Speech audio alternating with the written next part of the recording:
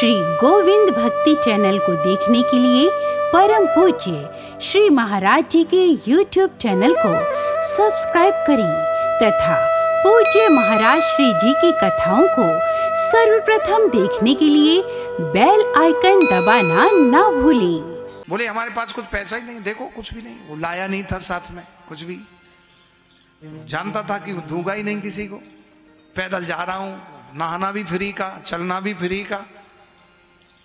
तो क्या हुआ, भगवान बोले अच्छा चलो तुम पास पैसा नहीं है तो उधार कर लो। अच्छा बोले ठीक है, तो चलो संकल्प बोलो। बोले हमने तुमको एक धेला दिया, एक धेला दान में दिया। धेला जानते हो? हाँ, अब नहीं चलते धेला, पुराने जमाने में चलते थे। तो वो एक धेला एक पैसा से भी कम होता है। तो बोले एक धेला दान किया। अब सेठ जी ने सोचा एक धेला के लिए हमारे घर थोड़ी आएंगे ये पंडा जी, वो हमारा कोई पता आता नहीं। तो बोले ठीक है, कौन से गांव में रहते हो? बोले फलाना गांव है। गांव तो सही बताया लेकिन घर नहीं बताया। बोले अच्छा ठीक है सेठ जी, हम आएंगे और जरूर ले लेंगे। और सेठ जी गंगा नहा के गए और पहुंचे पैदल ही, गर्मी का समय था, थके हुए थे। तो सेठानी जी बड़ी प्रसन्न हुई, बोले चलो आज गंगा जी तो नहा के आए। बोले नहाए? बोले हाँ, बड़ा अच्छा रहा।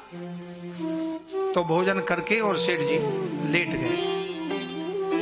अब जो 15 किलोमीटर जाएगा आएगा, 30 किलोमीटर में थकान तो होएगी, तो लेटे हुए थे सेठ जी। तब तक घंटे, 1-1.5 घंटे के बाद पंडा जी आ गए। नारायण हरि हर हर गंगे बोला। तो सेठानी जी ने दरवाजा खोला और बोले हाँ महाराज। बोले हम पंडा जी हैं। अच्छा, तो बोले ये सेठ जी का यही मकान है? बोले हाँ यही है। तो बोले हम पंडा जी हैं और दान उधार करके आए थे, तो लेने आए। तो वो लौट के वापस आई। सेठानी जी ने सेठ जी से कहा, सो रहे थे गहरी नींद में। अरे अरे क्यों जगा दिया? अरे वो आप दान करके आए थे कुछ। कहाँ का दान? कौन सा? अरे गंगा जी गए थे। हाँ, तो बोले उधार किया था? बोले हाँ किया था। अरे वो आ गए? बोले हाँ आ गए। अरे ये तो बड़ा, ये भी हमसे ज्यादा कंजूस है, आई एक धेला के लिए पीछे आ गया। सेठानी जी से कहा कि कह दो कि वो बीमार है। तो सेठानी जी गई और बोले महाराज वो तो बीमार है। अच्छा, अरे राम, तो अब जब ठीक हो जाएंगे तभी हम जाएंगे, हमारा जजमान है। बोले अब ठीक हो जाएगा तभी जाएंगे, वैसी स्थिति में तो हम जा नहीं सकते, हम भी यहीं रहेंगे। सेठानी जी आई, रुको महाराज देखते हैं, पूछते हैं। तो पूछा सेठ जी से। बोले वो तो कह रहा है कि हम यहीं रुकेंगे जब तक सेठ जी ठीक नहीं हो जाएंगे। तो सेठ जी बोले तुम कह दो वो तो मर गए।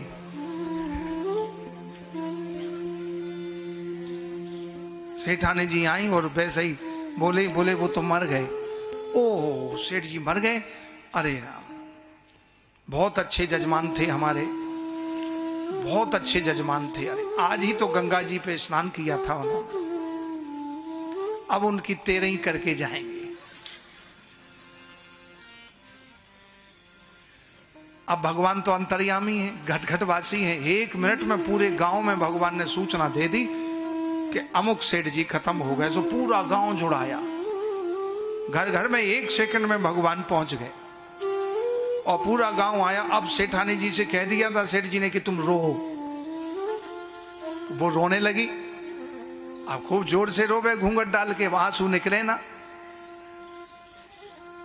लोग आए और आके वो सच में ही अर्थी तैयार करने लगे।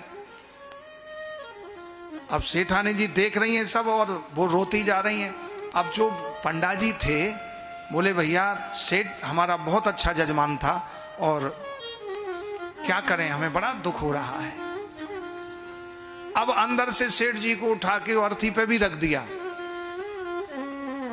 लेकिन वो पड़ा है शांत, सांस को जो है अपनी श्वासों को रोक लिया और अर्थी पर भी लेट गया। अब जैसे अर्थी जाने लगी तो सेठानी बोली ये तो सच में जा रहे हैं, ये तो सच में जा रहे हैं और ये तो जला देंगे इनको। अब वो कहे नहीं वो नहीं मरे। सेठानी जी बोली वो नहीं मरे। तो जो गांव के पड़ोसी थे जो बुजुर्ग ज्ञानी थे, ये बोले तुम्हारा ये मोह बोल रहा है। ऐसे ही कहते हैं जब लोग मरते हैं। बोले नहीं, मैं सच में बोल रही हूं, वो नहीं मरे। अब तो खूब रोए, वो सच में रोने लगी। लेकिन सेठ जी चूं से चा नहीं किया। अर्थी ले गए, शमशान पर पहुंच गए। बहुत भीड़ थी, पूरा नगर एकत्रित तो हो गया। पंडा जी साथ में हैं।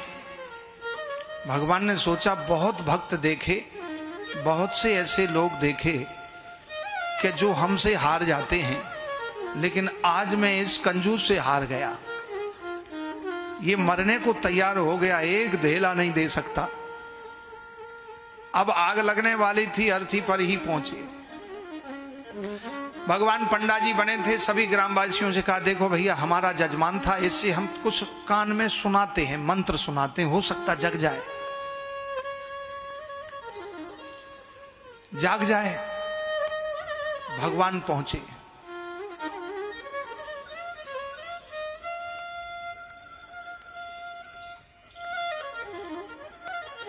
भगवान कान में, सेठ जी के कान में बोला कि मैं भगवान हूं,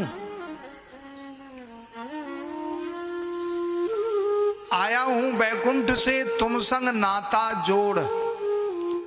सारा संसार मुझसे नाता जोड़ता है, लेकिन मैं तुम्हारी निष्ठा, इतनी संग्रहता पर मैं भी अब तुमसे नाता जोड़ने आया हूं। इसलिए तुम वरदान मांगो, क्या चाहिए। और जैसे ही नेत्र खोले तो वही पंडा जी, वो फिर आंख बंद कर ली उन्होंने, ये तो पंडा जी हैं। बोले मैं पंडा के रूप में भगवान ही हूं, नेत्र खोलो, मांगो क्या वरदान चाहिए। आया हूं बैकुंठ से तुम संग नाता जोड़। तो सेठ जी बोले यदि भगवान हैं तो फिर वरदान मांग ही लेता हूं। बोले सच कह रहे हो। बोले बिल्कुल सच बोल रहा हूं। तो बोले महाराज वो धेला दे दो छोड़।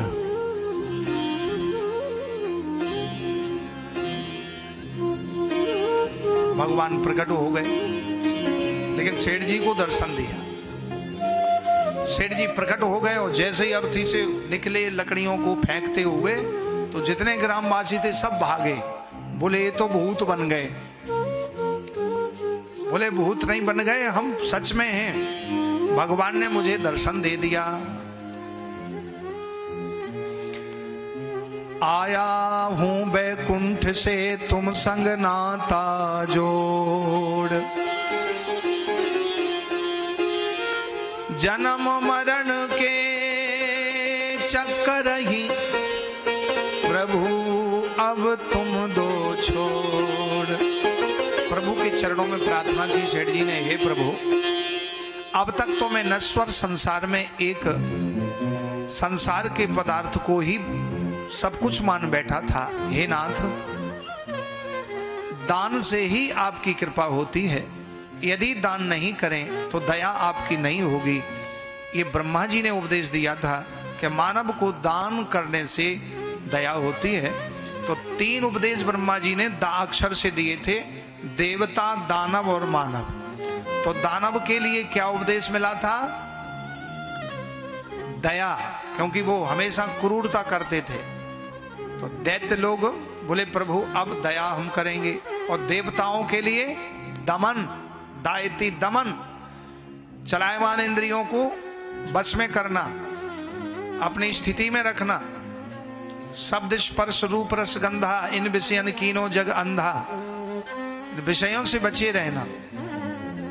और मानवों के लिए दा का मतलब दायती दान। तो दान से ही भगवान की प्राप्ति हुई। तो तीनों देवता, दानव, मानव ब्रह्मा जी के दा उपदेश से अपने अपने जीवन को सफल बना लेते हैं। इसलिए श्रेयो ही ज्ञानम अभ्यासा ज्ञानात् ध्यानम विशिष्यते ध्यानात् कर्म फल त्यागस त्यागात् शांतिरनंतरम। त्याग,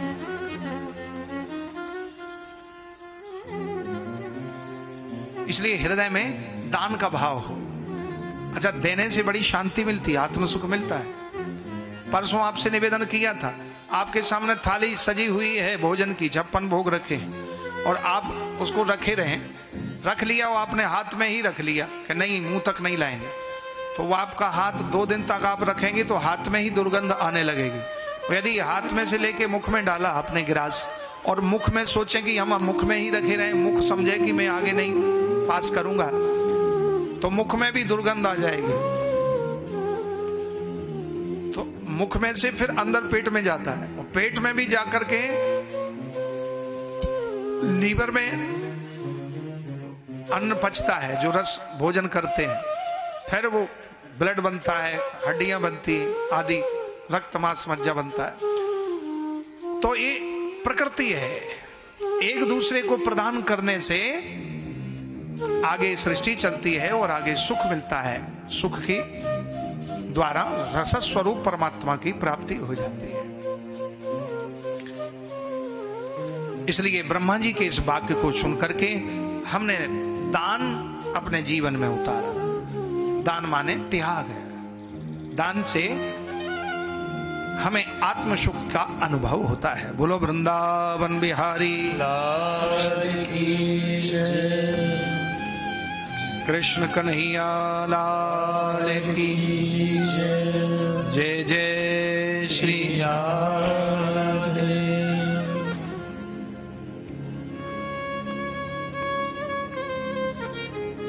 देयं सदा परिभवग्नमभीष्टदोहम् तीर्थास्पदं शिवविरिञ्चिनुतं शरण्यम् भृत्यार्तिहं प्रणतपालभवाब्धिपोतम् वन्दे महापुरुषते चरणारविन्दम्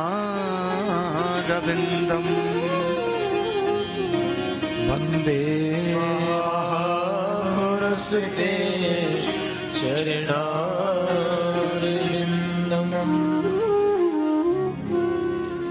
इसलिए प्रभु के चरणों का आश्रय सर्वश्रेष्ठ है। भगवान जब एक क्रिया जीवन में आ जाती है तो भगवान उसी क्रिया के द्वारा हमें प्राप्त हो जाते हैं।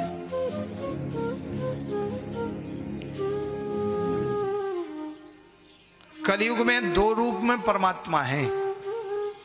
साक्षात भगवान 2 रूप में साक्षात भगवान है। शास्त्रों में वर्णन किया,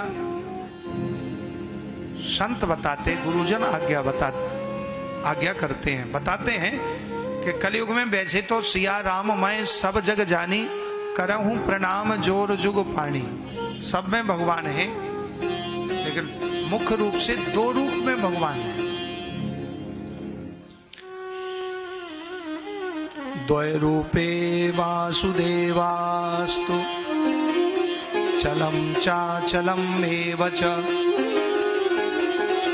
चलम संतनो रूपम अचलम प्रतिमादिकम।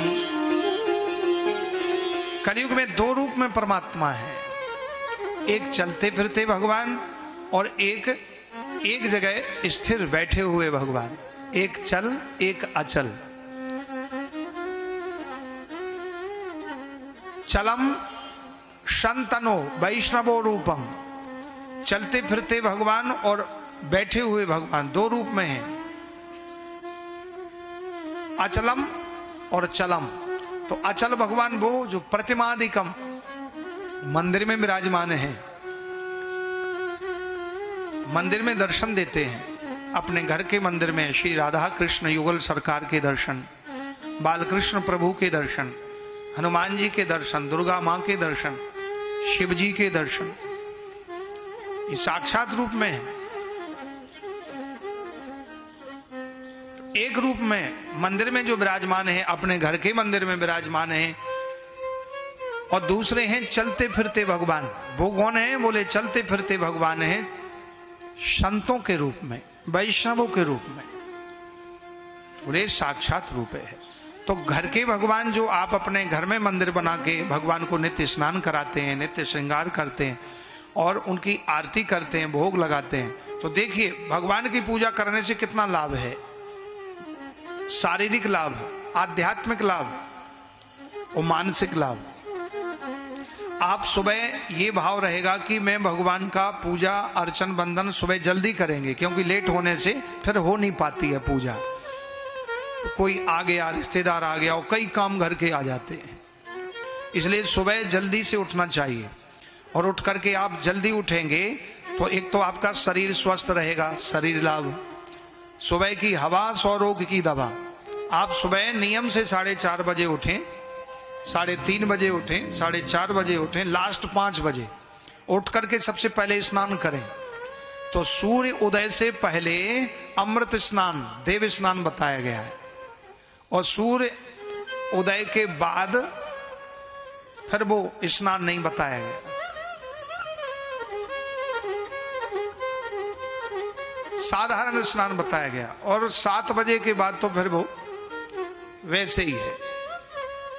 इसलिए ब्रह्म मुहूर्त में उठ करके जल्दी से सुबह उठ करके स्नान करें और पहले भगवान की पूजा करें। अब पूजा करेंगे तो आप अपनी सामग्री जोड़ेंगे, फूल है, फल है, चंदन घिसोगे, भगवान को स्नान कराओगे, भगवान के वस्त्र बदलोगे, तो उतने समय तक तुम्हारी क्रियाएं भगवान में लगी रहेंगी। तो उतने समय तक तुम्हारा चिंतन और चित्त बिल्कुल भगवान की ओर ही रहेगा। कई तरह के आपको भाव आएंगे उस समय। तो भगवान को आप जब सुंदर श्रृंगार करके निहारोगे तो फिर आपको भगवान मुस्कुराते हुए दर्शन देंगे। यदि कोई आपसे त्रुटि हो गई तो भगवान गुस्सा में मुंह बना करके दिख रहे हैं, ऐसा भी अनुभव होगा। इस प्रकार का होता है। तो आपका चित्त जब भगवान चित्तचोर में लग गया तो आपको चिंता नहीं होगी, और चिंता नहीं होगी तो आपका शरीर स्वस्थ होगा, और जब शरीर स्वस्थ होगा तो आपको कोई बीमारी नहीं आएगी, ना बीपी होगा, ना डायबिटीज होगी, ना शुगर होगा, ना बीपी होगा, और मन प्रसन्न होगा, ना चेहरा उदास होगा, हमेशा हंसते रहोगे, क्योंकि कन्हैया को भी हंसमुख अच्छा लगता है। भगवान भी हमेशा हंसते रहते हैं, चैन की बंसी बजाते हैं और माखन मिश्री खाते हैं। एक अंग्रेज आया भारत में, वृंदावन में, देखा तो मिठाई वाली दुकान पर लड्डू बालकृष्ण प्रभु बंसी बजा रहे हैं हाथ में और माखन मिश्री खा रहे हैं, मुस्कुरा रहे हैं। तो उसको बहुत अच्छा लगा, बोले ये, वो नहीं जानता था ये भगवान है। बोले ये बालक बहुत अच्छा लग रहा है, कितना सुंदर है। बोले ये अच्छा है। बोले ये बालक नहीं है, ये भगवान है, हमारे कन्हैया है। अच्छा, बोले तो यही भगवान हमको प्रिय है। बाकी देवी मैया के दर्शन करे तो तलवार लिए और अस्त्र शस्त्र लिए, बोले ये तो लगता किसी को, और भी ब्रह्मा विष्णु शंकर सब अस्त्र शस्त्र लिए, बोले ये ही भगवान हमें अच्छे लगे। तो फिर भगवान की उपासना करने लगे, उनको कन्हैया के दर्शन हो गए, चैन की बंसी बजाते हैं और माखन मिश्री पाते हैं। इसलिए प्रसन्न चित्त भी अत्यंत आवश्यक है। सदैव प्रसन्न रहना ईश्वर की सर्वोपरि भक्ति है। प्रेम से बोलो राधे राधे। इसलिए लाड़ लड़ाओ भगवान से, मनमोहन से, कृष्ण कन्हैया से, और नियम करें। अपने लिए इतने कीमती कीमती कपड़े पहनते हैं दुनिया भर के, लाखों रुपए यूं ही खर्च कर दिए जो काम भी नहीं आए। भगवान के लिए भी आधे करें तो भगवान फिर और आनंद करा देते हैं। और वो संकेत भी करते हैं, हाँ संकेत करते हैं। लड्डू गोपाल जी के, भगवान राधा कृष्ण जी के स्वरूप का अद्भुत चमत्कार होता है। आनंदमयी माँ वृंदावन की परम सिद्ध माता, जो भगवान को अपना पुत्र मानती हैं, और राधा रानी को पुत्र वधू, कई बार दर्शन दिए। एक बार की घटना, आनंदमयी माँ बीमार हो गई, बुखार आ गया, तो उनका ऊपर पहले ही फर्स्ट फ्लोर पर जो है कुटिया थी, कच्चा था लेकिन कुटिया में वहां ऊपर स्थान था, और भगवान का मंदिर जो है मंदिर था। तो वो अपने लाला को, कृष्ण को लाला मानती थी। तो कन्हैया को रोज कभी हलवा बनाती, कभी बादाम का हलवा, कभी कचौड़ी पकौड़ी, जो भाव आता था भगवान उसको स्वीकार करते और संतों को खिलाते।